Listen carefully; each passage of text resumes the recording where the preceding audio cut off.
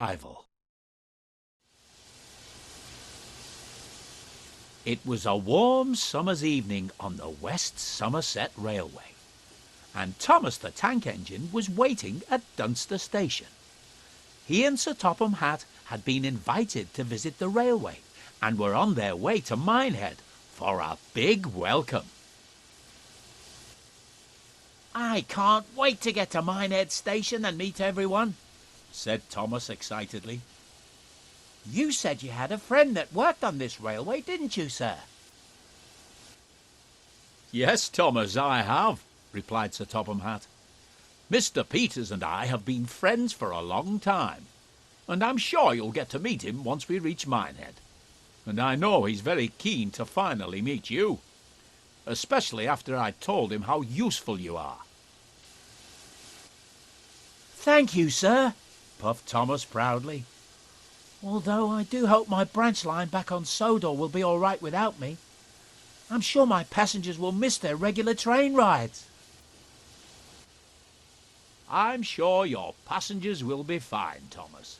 There's no need to worry about your branch line," chuckled Sir Topham Hatt. "I've arranged for Percy and Toby to look after it while you're away. Bertie said he'll lend a hand too." Thomas smiled, thinking about his friends back home. "Right then," he continued, "let's get going. We don't want to keep everyone waiting." And with that, Sir Topham Hatt walked down the platform and climbed aboard Annie. "Yes, sir," peeped Thomas.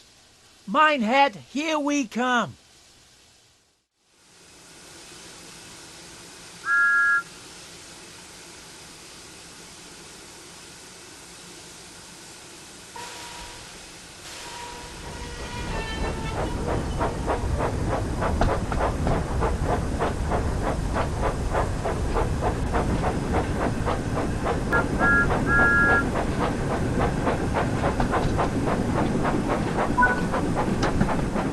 "I wonder what kind of jobs I'll get to do here," wondered Thomas. "I do hope we get there soon. I can't wait to get started."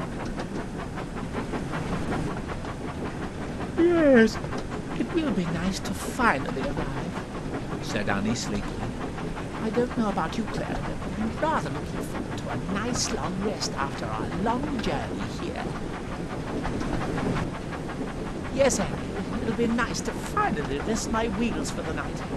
You should get some rest too, Thomas. You don't want to be tired tomorrow, do you?" "But I'm too excited. There's going to be a party tomorrow night to welcome us to the railway, and I want to make a good impression and show everyone that I'm a really useful engine, especially as we've come all this way." "We understand," sympathised Annie. "But as Clarabelle said, you don't want to end up being tired and running late on your first day." Despite his excitement, Thomas couldn't help but be tired too.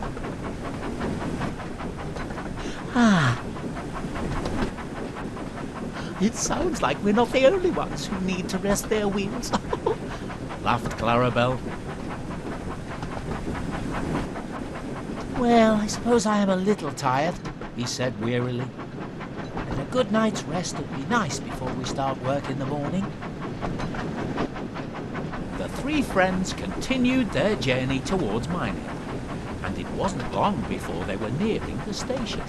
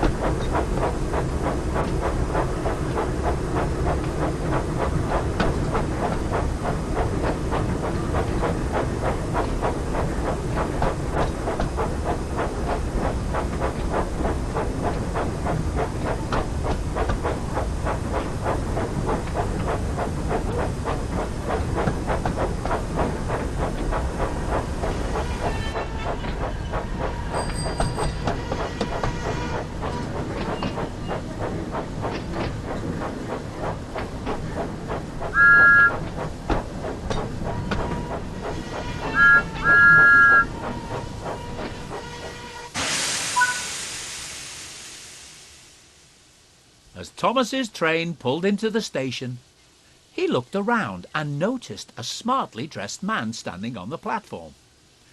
He wondered if this was Sir Topham Hatt's friend, when the man stepped forward and introduced himself. "Hello, and welcome to the West Somerset Railway. You must be Thomas, the famous tank engine I've heard all about.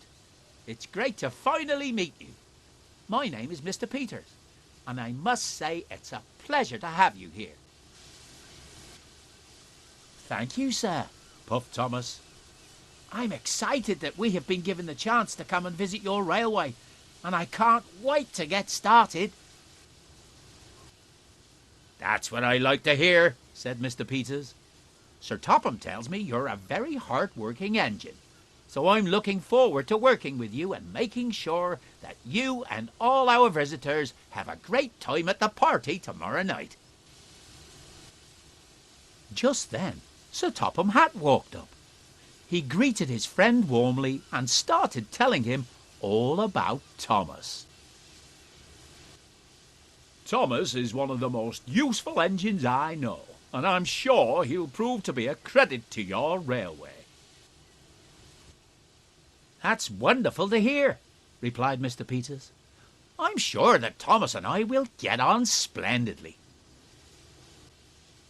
Mr. Peters smiled and turned to the crowd of passengers.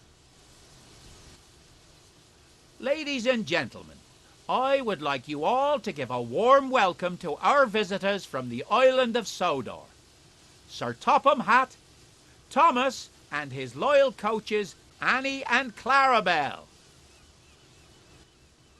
Everyone clapped and cheered, and Thomas looked on, feeling very proud.